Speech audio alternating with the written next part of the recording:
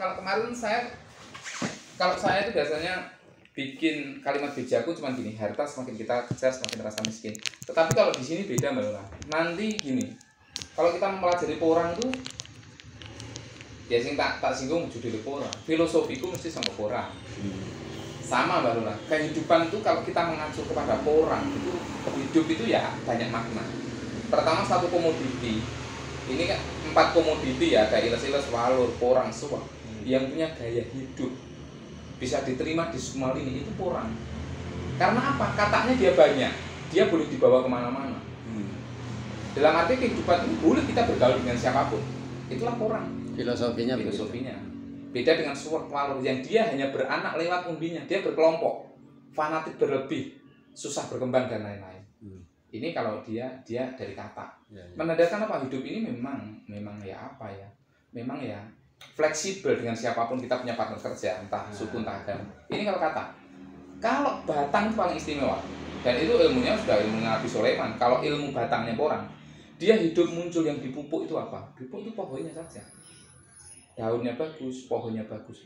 Tetapi kehidupannya ini hanya menyimpan nutrisi, dia hanya menyimpan nutrisi. Dia sebagai penopang daripada hidupnya kata. Dan untuk membesarkan umbi. Pada saat ilmunya sudah dikasihkan ke kata, nutrisi bahasanya, sudah dikasih ke umbi, dia mati sampai dia itu ilmunya dikasih semua. Bahkan untuk menentukan ini loh hasil karyaku, ini loh kataku, itu aja sudah nggak mampu, karena dia sudah kering menjadi pupuk. Jadi apa? Hidupnya dia tuh hanya bermanfaat walaupun dia tidak mengakui, tapi dia sudah menciptakan keberhasilan secara finansial. Payu regone kata, payu regone umbi, tapi dia mengakui. Malah mati sendiri. Muncul baru karena di tempatku ditandai pakai sedotan es teh. Itulah muncul orang-orang yang boleh pamrih. Mengakui umbi di sini, tapi dia nggak berjuang. Yang mencari pamrih itu sedotan tadi. Maka aku yang berjasa, padahal maka hidup ini sebenarnya manfaat. Entah kita mau diakui enggak. Dari apa porang. Kecintaanku porang itu sampai saya bisa dengan porang. Saya itu kadang merenungi apa yang bawa. Sering saya diskusi dengan diri saya sendiri tentang porang. Ya, karena ya salah satunya usaha itu harus kita cintai. Cuman gini Mbak Lula, 1001 sekarang orang yang berpikir itu bahwa ada faktor X, kersane Gusti Allah. Ada juga faktor akademik, loro tambah loro. Ini harus benar-benar diparalel. Hitung-hitungan. Nah, kita menciptakan petani itu sebenarnya bukan euforinya dari kata kita kaya raya mendadak, enggak sebenarnya. Tapi hidup ini kan sebenarnya apa? Hidup yang maem nggak kurang, nggak sugih nggak penting, tapi kita bisa mengalir dari apa yang kita dapat. Apa yang kita lakukan.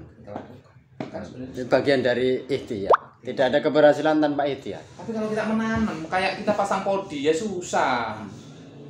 Boleh nak aku wis sudah siap, sudah tahu. Tapi kalau memulai itu kan harus dari hal terkecil. Terjadilah sebuah jutaan itu kan dari.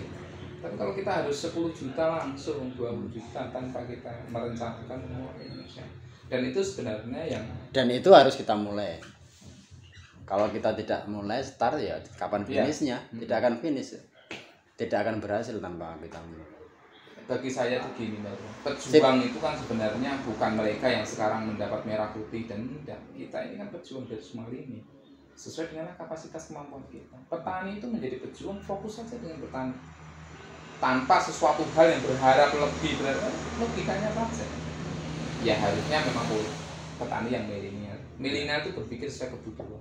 Nah aku ngajari masyarakat itu kayak gitu, modern. Harus cerdas. Umbi itu seperti apa? Jadi kalau kita jualan dalam toko, kalau ada spora ya kita harus bisa jual spora. Kalau ada kering, kalau ada basah, kalau ada umbi, kalau ada dan lain-lain, kita siapkan di pasar. Ya konsepnya seperti itu. Jangan monoton dulu, tak jual umbi produksi terus. Bagaimana kalau itu? Juga sepakat tuh Pak. Saya sekarang sudah mulai produksi roti konjak. Nanti tak pamerkan di sini. Maksud saya sepakat dengan jenengan ide-ide tadi. Ya, jangan hanya fokus pada satu item tanam porang, tapi 1-2 langkah ke depan harus kita pikirkan mulai sekarang. Dan sebenarnya gini Mbak, pesimis itu kan sesuatu hal kekalahan sebelum kita melakukan. Kalah sebelum perang. Itu sudah pesimis. Optimis itulah sebenarnya keuntungan yang belum kita juga melakukan. Karena apa? Berarti hidup kita atas dasar keyakinan. Gagal tidak gagal itu cuma bahasa saja. Tapi untuk memulai hal positif ini kan sesuatu hal yang penting. Tapi kalau orang nggak mau berbuat, lebih baik kan gagal setelah berbuat daripada nggak sama sekali. Nah, orang yang tidak berbuat itu gagal pun tidak. Dan surga Karena nggak ngalamin. Itu surga dan neraka ini bingung malah. Artinya nggak ada, berarti hidup nggak ada tujuan. Nggak ada tujuan, nggak ada mana hidup. Sip, mantap. Nah, teman-teman, ini adalah petani milenial. Sekalipun beliau adalah kepala desa Kelangon Madiun, tapi sangat muda sekali. Tapi jangan lupa, beliau adalah miliarder karena porang. Bukan miliardernya, tapi proses menuju miliardernya. Gitu ya, luar biasa pengalaman dari Pak Didik, kepala desa Kelangon Madiun. Ini nanti akan menjadi pembicara, narasumber di hadapan teman-teman kepala desa, BUMDes, para petani porang di wilayah Wonogiri dan sekitarnya. Sampai bertemu nanti siang di materi Pak Didik, membangun ekonomi di era pandemi dengan budidaya porang. Mantap.